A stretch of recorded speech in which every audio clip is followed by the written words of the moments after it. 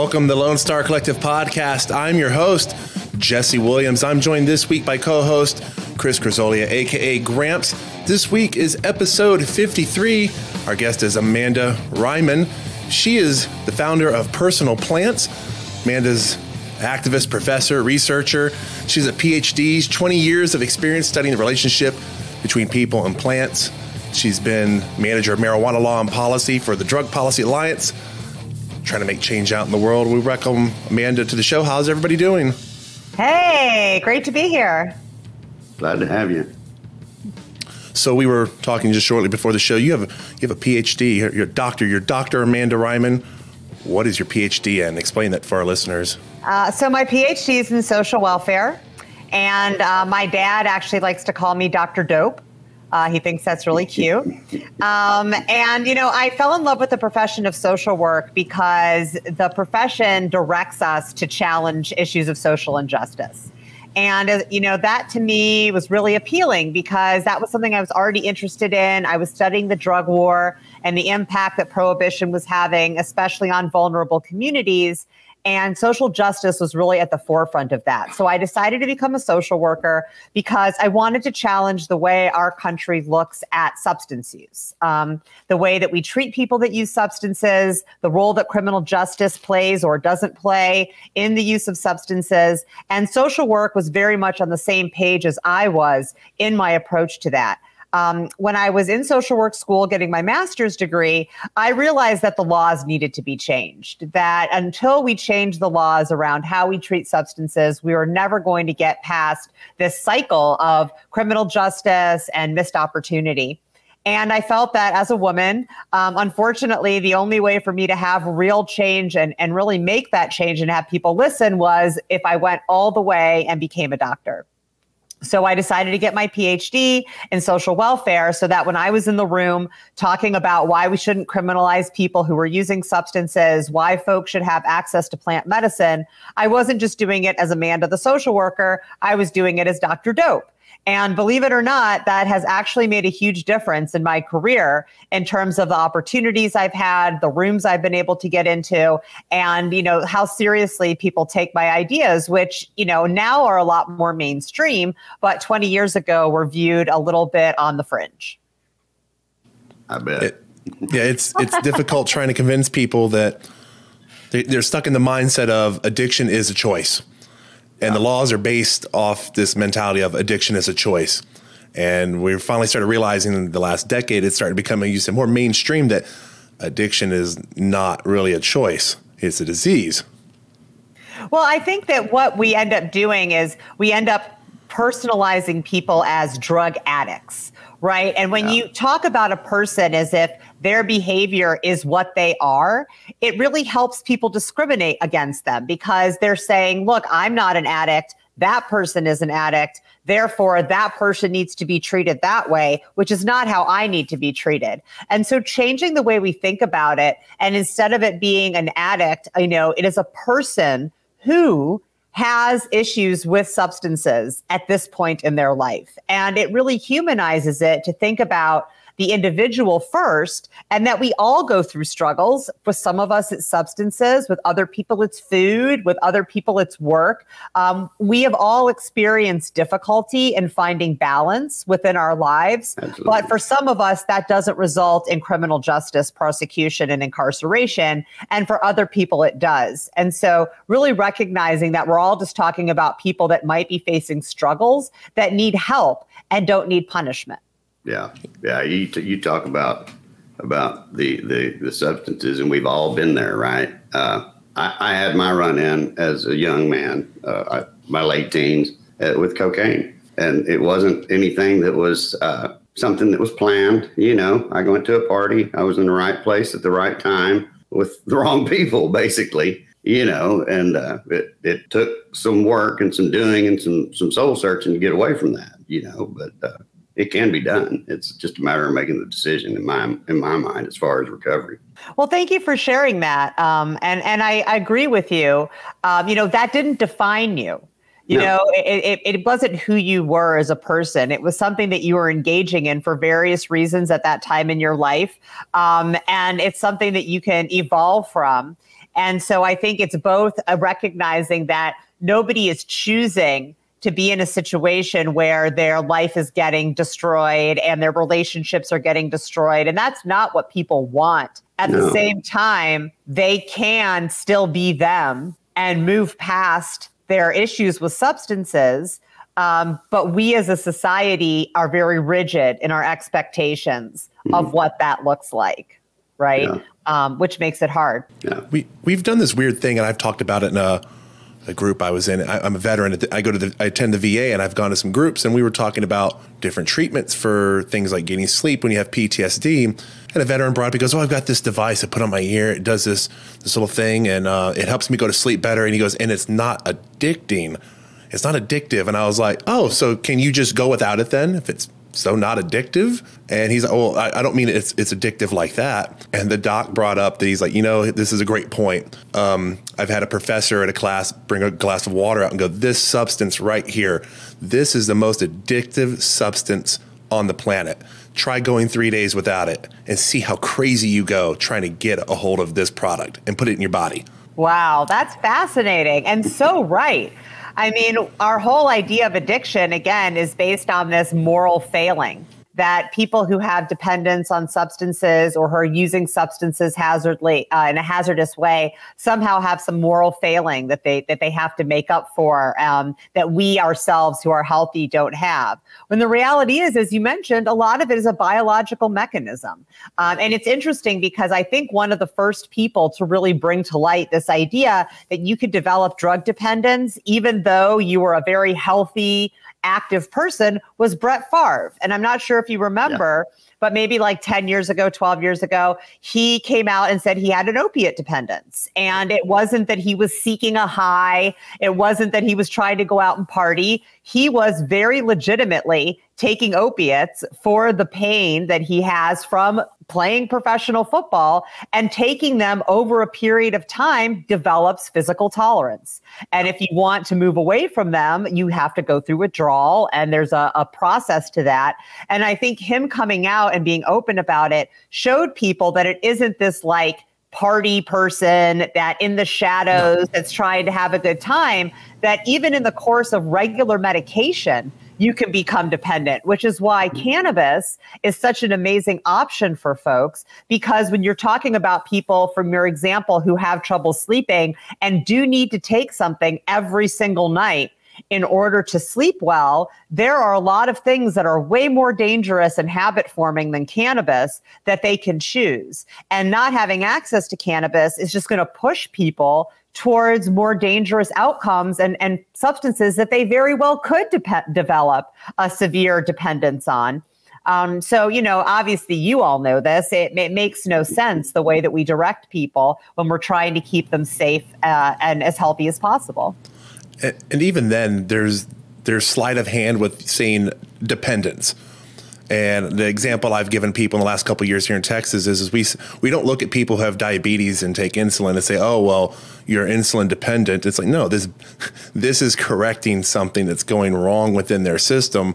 And without this, they're going to die or they're going to live in such an uncomfortable state. It's misery for them.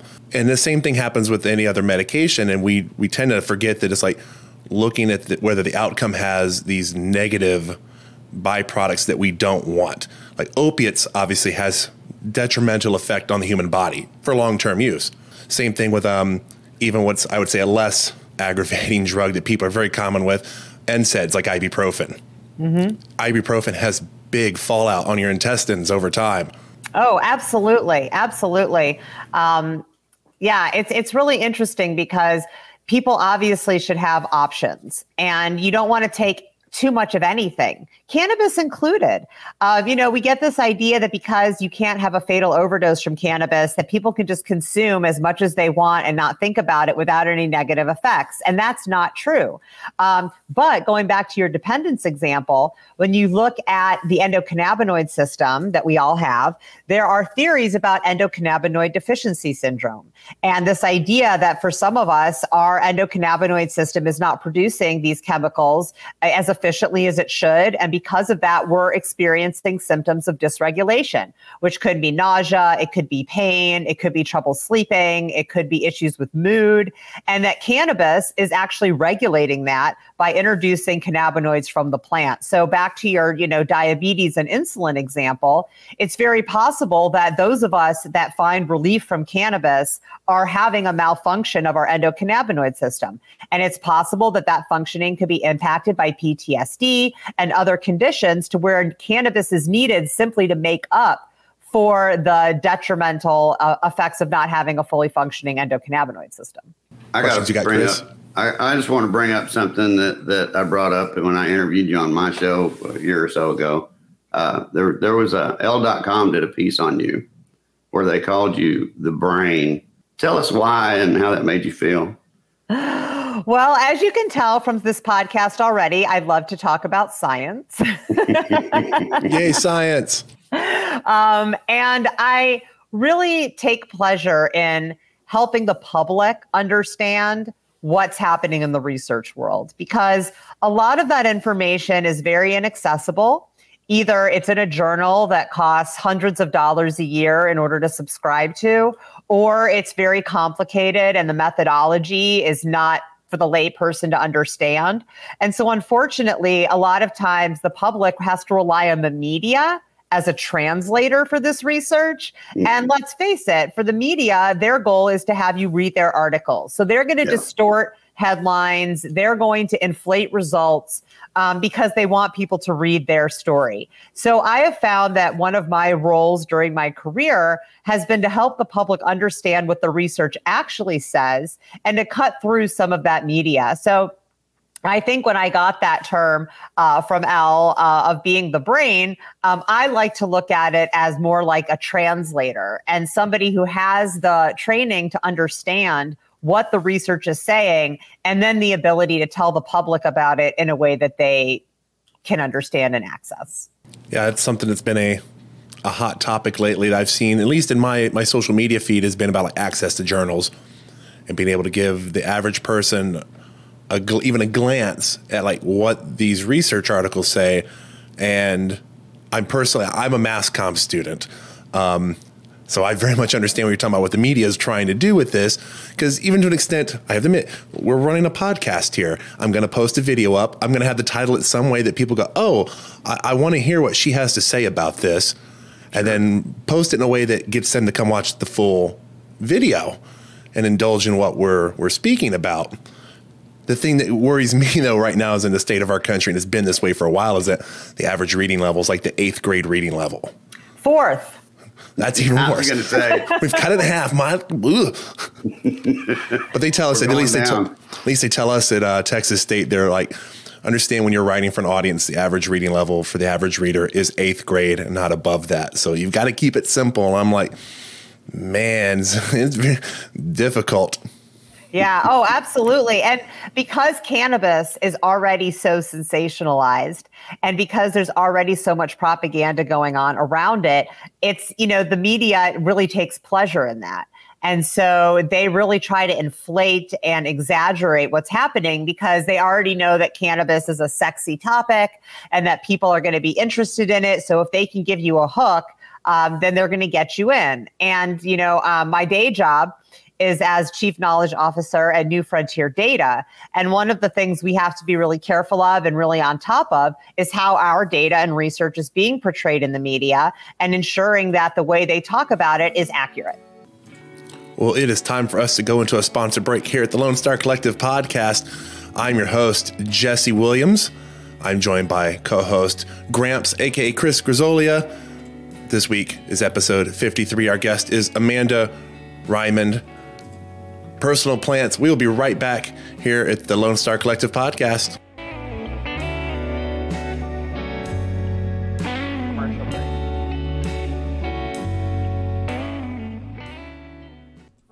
Oak Cliff Cultivators is a sponsor of Texas Cannabis Collective and the Lonestar Collective podcast. Oak Cliff focuses on quality assurance with their hemp products while providing customer service to help you discover cannabinoids to meet your needs. Their product line includes hemp flower, pre-rolls, CBG tinctures, edibles, Delta-8, and merch.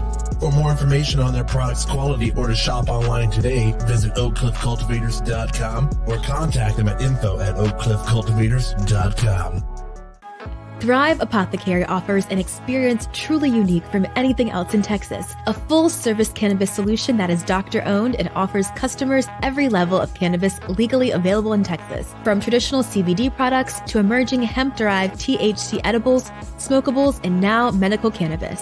As a licensed medical cannabis provider, prospective patients from anywhere in Texas can book a sponsored online eligibility consultation to determine if they qualify for a medical marijuana prescription from the comfort of their own home. Plus, for Texas veterans, the first prescription appointment is donated by Thrive. Visit thrivetx.com for more information.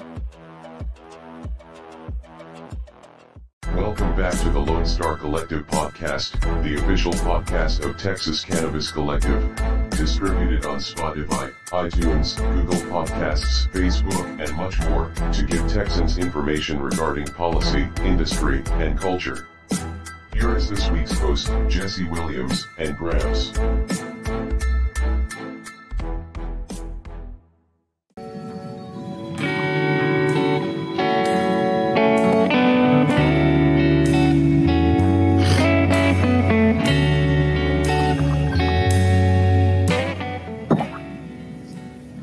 Welcome back to the Lonestar Collective podcast. I'm your host, Jesse Williams. I'm joined by co-host Gramps this week. Our guest this week for episode 53 is Amanda Reiman of Personal Plants. Enjoyed our quaint little break right there. We're talking about our love of science. I haven't been completely honest. Yes, I do study math. I was a nuclear power plant operator for the Navy for 6 years, so I very much have been indulged in science. I'm sure you have. That's a whole different kind of science. Yeah, just a little bit. I remember they asked me, what science classes do you want to take in college? I was like, anything but physics. Keep me away from physics. I've had enough physics and enough calculus. Ugh. Yeah, I'm very much about, like you said, the art. That's why I would say I do so well at this, is I'm able to go through and read these journals and understand the lingo that's being used. And I understand how the average person, it's difficult. Yeah. It's insanely difficult. It's language they don't hear every day. Yeah. But I wanted to ask, you've done policy work. You're out in California. What would you say is some of the pitfalls? How would you explain to our listeners some of the misguidedness that came with legalization that we should avoid in trying to do this in Texas? Well, unfortunately, I think that everyone in America is pretty much subject to the pitfall of capitalism. And, the reality is that cannabis is a very overregulated product in the legal market. And because of that, cost of entry to get into the industry, to stay in the industry, especially because no one's going to make any money for a little while, it's tough. And it really favors large entities. So folks that have the capital, that already have dispensaries in several other states, they're most likely to be able to afford to set up shop in a new market. And so I think, the only way to prevent that is to write regulations that specifically keep them out. But I don't know if that's the answer. So I think the answer is really what the consumer wants. Consumers are really interesting when it comes to cannabis. You'll see a consumer in California that only buys organic and drives a Prius and has solar on their house and grows their own vegetables, but yet they walk into a dispensary and they buy indoor weed in a whole bunch of plastic. And, the connection is missing. From my perspective, when I go to a dispensary, I want organic, I want sun-grown, I want local, small batch, small provider, craft cannabis, because that's how I like everything in my life. But for some reason, most cannabis consumers are still really attracted to high THC. They're still very attracted to flashy packaging. They're still very attracted to celebrity endorsements. And that all favors large companies, because large companies are the ones that can pay the celebrities to endorse their product. They're the ones that can afford the flashy packaging. They're the ones that have the gigantic indoor grows that really bring the price down because they're able to produce at scale. And so the smaller producers it's very hard for them to compete when the public doesn't seek out their product. So that's been a huge struggle. I think one area we've struggled in California that you all won't necessarily have in Texas was that we had a very well-run, very efficient, unregulated marketplace.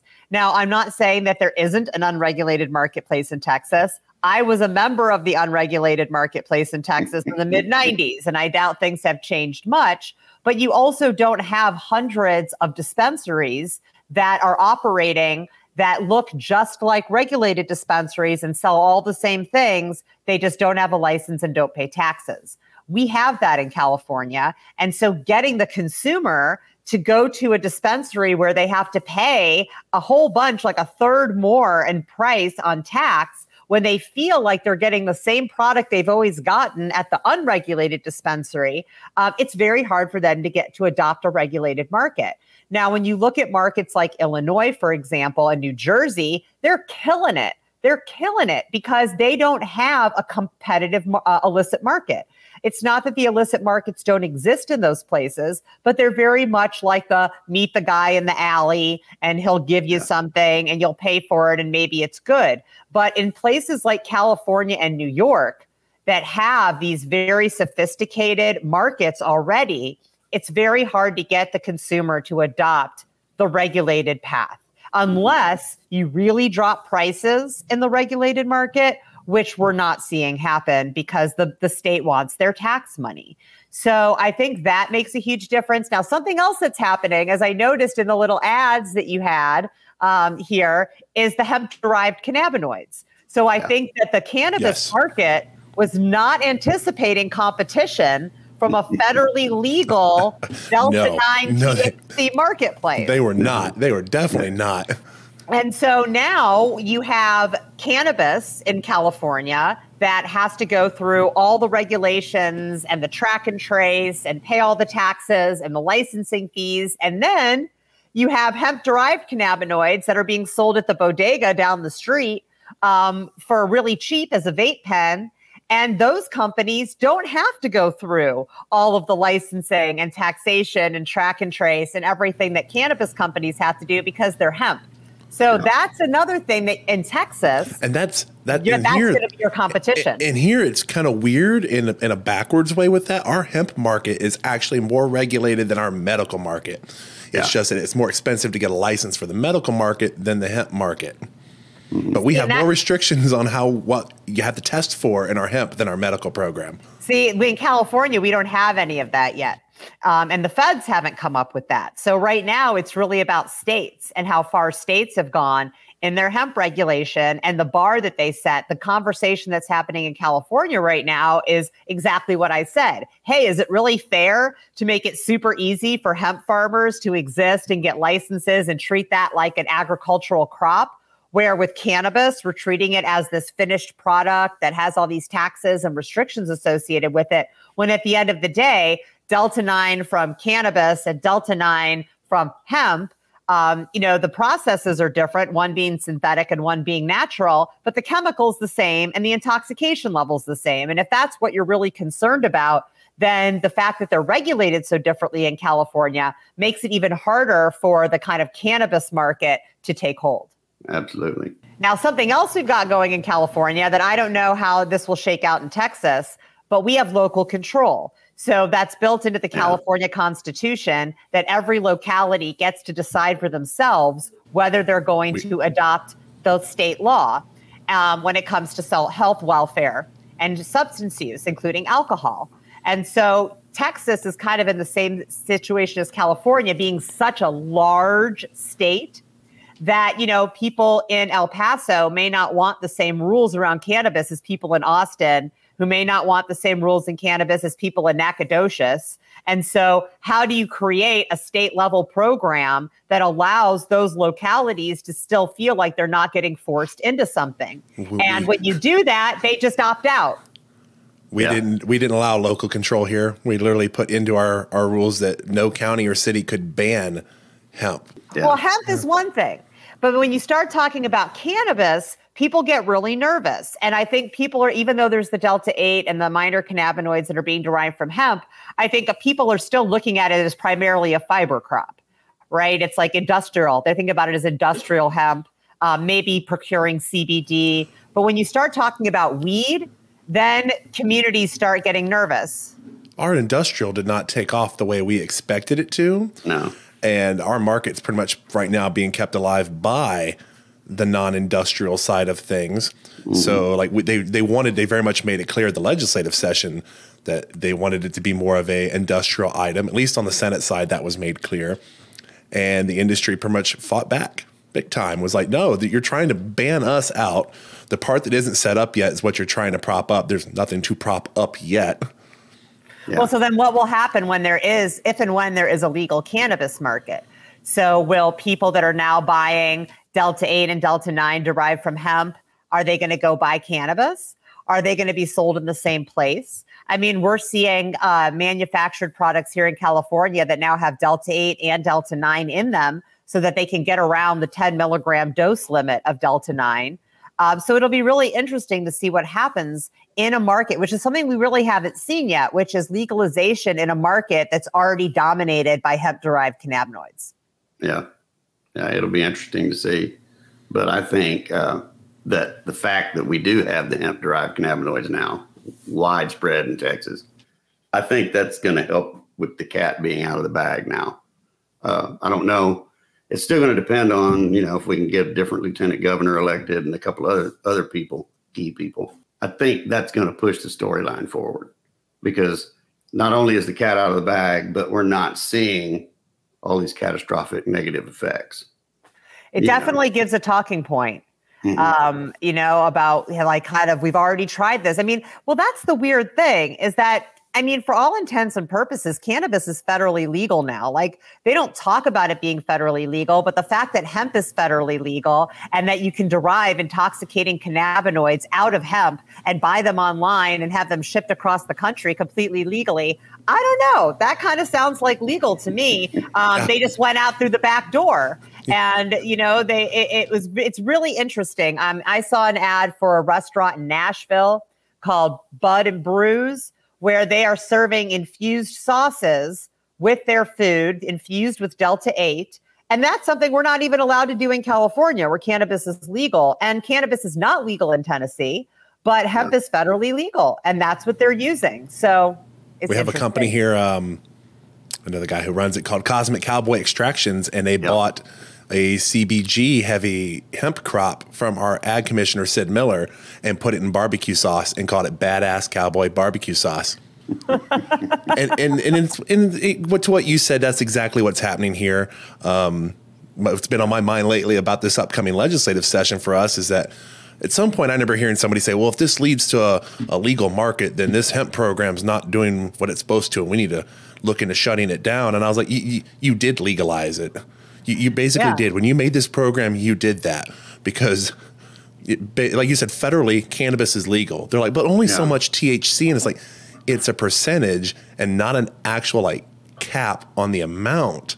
So it's like, if we just make the product bigger, we can shove 25, 30 milligrams of Delta-9 hemp-based THC into this product. No problem. Right. Well, because that's the thing, is that the federal government has to decide what they want to do. Do they want to get a handle on Delta-8 and all the hemp-derived cannabinoids? If they do, they have to regulate them, which means they're going to be regulating cannabis, which is what they have refused to do. They just are prohibiting it. But I think, to Gramps' point, this could push them to say, well, we can't have all this unregulated Delta-9 floating around that kids can buy online because there's no age restriction. So we have to get a handle on this. And then they're just going to wrap it all up into one big package and talk about the regulation of THC and THC analogs. And that's going to cover your Delta 8, your Delta 9, your Delta 10, your THCV. And then they'll just come up with new ones. I mean, it's going to be a cat and mouse game, but I really do see this pushing the feds to finally wrap their arms around this in a real meaningful way. Well, it is time for us to go into another sponsor break here at the Lonestar Collective Podcast. I'm your host, Jesse Williams. I'm joined by co-host Gramps this week. This week is episode 53. Our guest is Amanda Reiman of My Personal Plants. We'll be right back after these sponsor messages.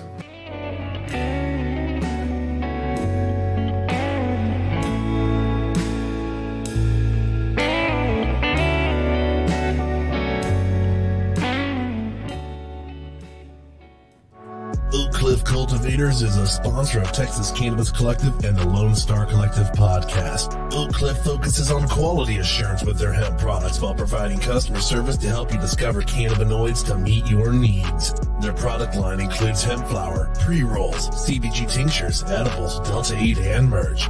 For more information on their products' quality or to shop online today, visit oakcliffcultivators.com or contact them at info@oakcliffcultivators.com.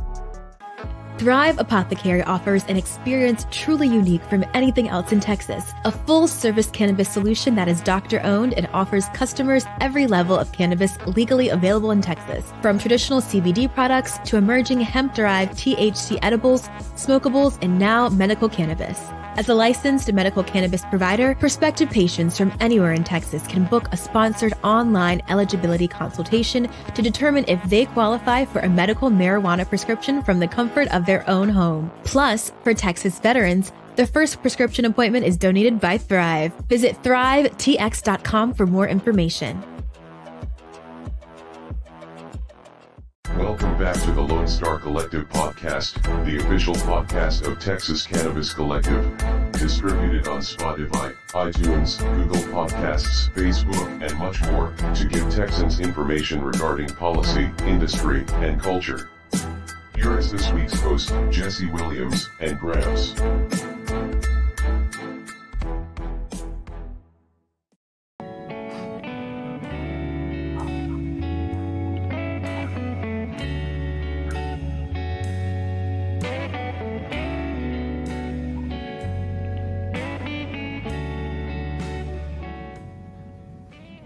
Welcome back to the Lonestar Collective Podcast. I'm your host, Jesse Williams. I'm joined by co-host Gramps this week.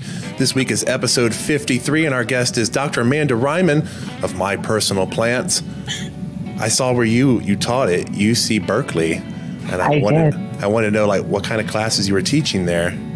Well, I figure if you're going to teach college students, you should teach them things they want to know. So I taught substance abuse treatment, drug and alcohol policy, and sexuality and social work. And then I also taught research methods, which they didn't like as much, but I love research, so I was really into it. And I loved teaching there. I loved living in the Bay Area. I loved being on campus.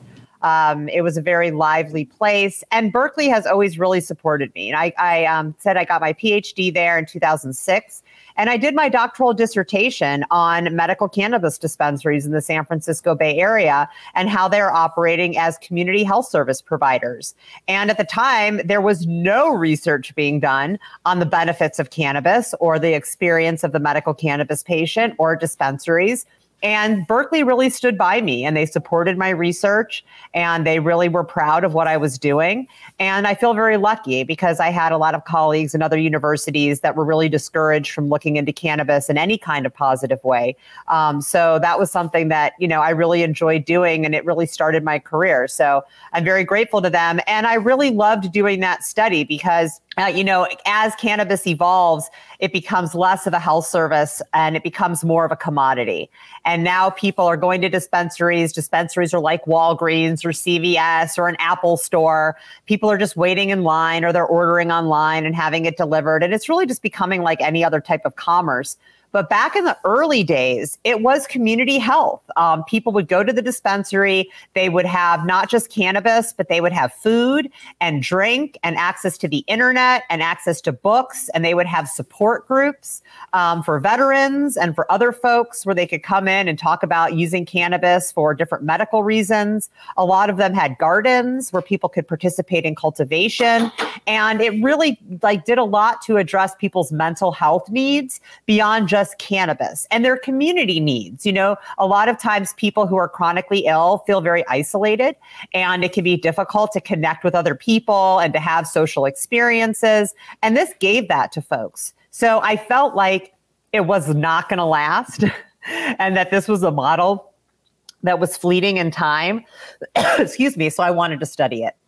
I have to ask then, in teaching these classes, was there a specific topic or a specific point in these discussions where there would be students that their jaws are on the floor, they're like, really?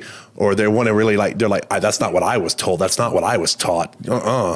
Well, that's a good question. So I will say this was Berkeley. So the students that were coming there, a lot of them were from the Bay Area, from California. They grew up in households where discussions of drug use were pretty progressive.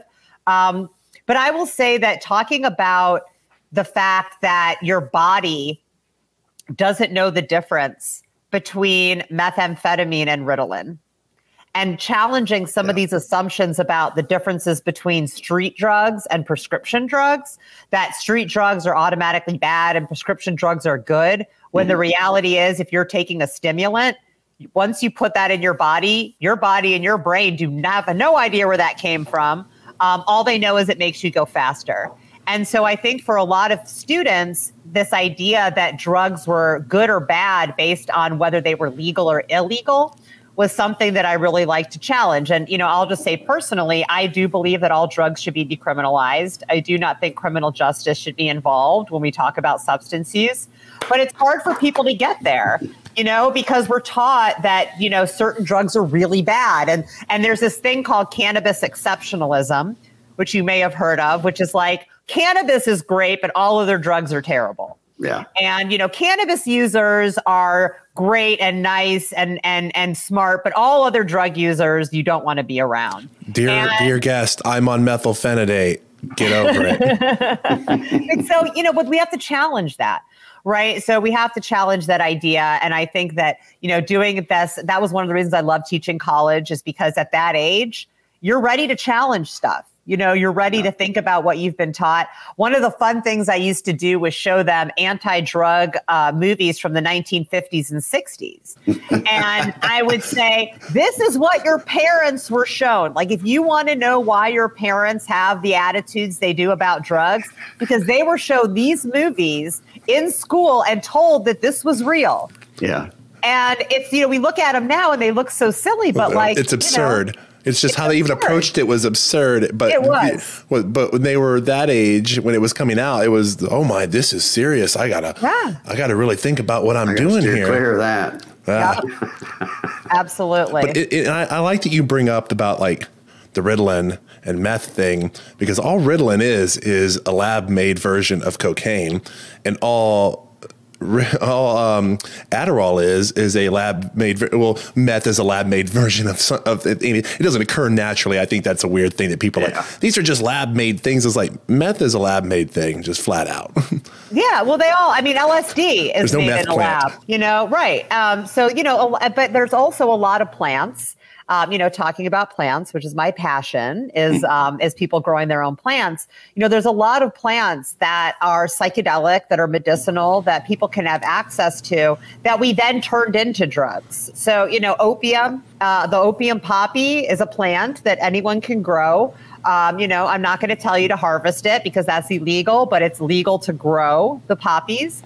And that's what's in opiates. It's not any kind of big crazy thing. Coca leaves, cocaine. Coca leaves are a stimulant that have been chewed by cultures for hundreds, maybe thousands of years as a mild stimulant, similar to caffeine. we get a hold of it, we make it into cocaine, and it's a plant. It's based on a plant. You've got some beautiful plants on that website of yours. I was taking a look at that earlier today, and I was like, man, it's a shame she can't ship that to Texas. Okay, so guess what? Cannabis is not legal to ship, but most psychedelic plants are legal to grow in all 50 states. Ayahuasca is legal to grow in all 50 states. The Wachuma cactus, which contains mescaline, Angel's legal trumpet, to grow. I saw that on there. Yep. That's legal. Brugmansia, legal. Datura, morning glory. All of these are legal. The one beautiful one I saw that I was like, man, because you had the states listed out. I was like, I know Texas is not going to be in the list. It's salvia. Oh, yeah. Salvia divinorum is one of the few that is restricted. So is kratom is restricted in some states. But, if you want to grow a tobacco plant, if you want to grow passion flower is an analog to ayahuasca. It's got the same chemicals in it as ayahuasca does.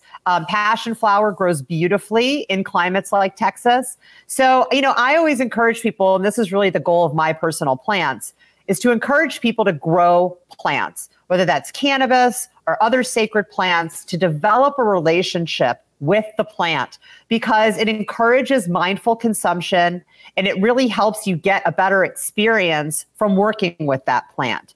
So that's really what we support, and we sell plants and seeds, and we just want people to develop relationships. I've been growing my own cannabis for over 25 years, and it's really helped me have a healthy relationship with cannabis. And I want that for everyone. I have to ask now, I wonder if I've ever even said this correctly. If there was a site back in the day called Arrowwood. Oh, yes. Arrowwood. Everybody go to Arrowwood. EROWID. It's amazing. Because you're listing off the plants, and one of the things that came to my mind was I remember reading through that site back in the day. And if you're not comfortable growing ayahuasca itself, you can always grow flaris grass, which is the grass that looks like the little ornamental weed that people keep in their yard. And I was just surprised, like reading through that, like, if you grow like a little small patch of this, you can turn that into DMT. Oh, yeah. Well, ice plants. So we have ice plants growing all over California. The spiky pink plant on like the little rubbery green leaves, that has DMT in it.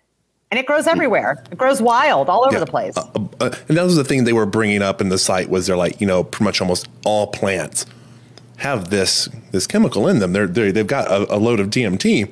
Some have it more than others. Hence, like these tree barks or this grass tend to be heavier, and like this grass is just obviously it's easier to grow, and it grows everywhere. Like they have found this grass like out in tundras where things aren't supposed to grow, and here's this grass full of DMT. I love it. We make our humans make our own DMT as well. It's not in a perceptible dose, but they do think it may be involved in dream state as well as end of life. Yeah, that's interesting. Yeah, there's a book you might be interested in this. I always talk about this when this types of topic come up. It's called Sex, Drugs, Einstein, and Elves. Ooh, I love books. And so I'm writing that down. It's called Sex, Drugs, Einstein, and Elves: A Quest for Transcendence, and it's a book about DMT, and it's written by a mathematician. Okay, I'm writing this down. So the guy's going over like, what's the likelihood mathematically that this should happen, that we have like these shared experiences on a drug trip. Oh, okay. I'm definitely getting that book. I order books just constantly. You can see it's getting lighter. My partner's opening the shades. But it's a very fun and interesting dive into the consumption of DMT. And even the guy goes over at one point, you're talking about like end of life, where this is the thing that basically comforts you at death, in death, that keeps you from completely panicking and flipping out. Yep. And that they've noticed in like nursing homes, as people are approaching end of life within days, their brain is secreting this drug. And all of a sudden they're calm, they're energetic, but they're not like wired. They're ready to do things. And they're going, I want to go out, I want to explore, I want to meet my family, I want to talk. Basically, it's like their body's going, hey, this is your last opportunity to transfer whatever information you have onto the next generation because you're about to exit this world. That's beautiful. And they've noticed that when these symptoms start showing up in the patients, that's when they notify families and say, it's likely your family member is getting ready to pass. This is a sign of it. Their body's getting ready to push that last bit of energy out, and they're going to be gone soon. Wow, that's fascinating. That is interesting. I imagine you've also heard of DMT referred to as I think it's called the God drug, where it's God molecule, the anti-atheist drug. They're pretty much after a certain dose point. That's something else they discuss in the book. There's actually a dose point where after that, it's like the people who take it tend to come back from their trip and go, something exists. I'm no longer atheist. I don't go for that anymore. Well, there's a connection. You know, a lot of psychedelic plants bring on this feeling of being connected and seeing that everything is connected. And whether you call that God or you call that the universe, it's this coming back with this idea that you are part of something much bigger. And part of that is this experience of ego death that they talk about, right? Where you dissolve kind of your identity, which allows you to be fully connected to everything else. And, you know, it's very fascinating, but as you said, it's a common experience. So it's not like, oh, this is something that just a few people report. It's something very common. And, you know, bringing this back around to drug dependence, Bill W., who founded AA, he was a psychonaut and he took LSD and experienced psychedelic drugs. And a lot of folks feel that the spiritual awakening that they talk about as this last step of AA is actually brought on by a psychedelic experience, and that's what happened to Bill W. And now that we're looking at the research on the way that psychedelics like psilocybin are able to help with binge drinking and alcoholism, it kind of makes sense that if people are using psychedelics as part of their desire and their journey to move away from alcohol, that having that spiritual connection and that spiritual experience and awakening may actually help them stay away from hazardous drinking. Well, is there anything you'd like to, we're approaching the end of our show now, anything you wanted to mention that was on your mind, or plug your website of My Personal Plants as well? Yeah, folks can go to mypersonalplants.com, check out our shop, order psychedelic seeds and cuttings. You know, I'd love for everyone out there to grow a plant. It doesn't have to be cannabis. It can be whatever is legal and available to you. But developing relationships with plants and the experience of nurturing a plant is really, really special. And I have high hopes for Texas, no pun intended. I do see them on the horizon as moving forward with cannabis. And I would love to stay in touch and hear how things are going, especially with this whole Delta 8 hemp-derived thing we talked about. I think Texas may be a really interesting test case for how this type of industry all shakes out. So, yeah, keep doing the good work. We thank you for being on, for sure. So My pleasure. We thank you for your time here this evening. That's beautiful discussion. I'm always welcome for science discussions all the time, every day. I knew Jesse was going to love you. I'm all about that. So, yeah, again, thank you for your time, Amanda. I'm your host, Jesse Williams. Man, quite the episode. Quite the episode. I'm your host, Jesse Williams. I'm joined by co-host Gramps this week. This week was episode 53. Our guest was Amanda Reiman of My Personal Plants. Dr. Amanda Reiman. I want to make sure I get that correct. We hope everybody has a great week. Enjoy your time. The Lonestar Collective Podcast. Adios.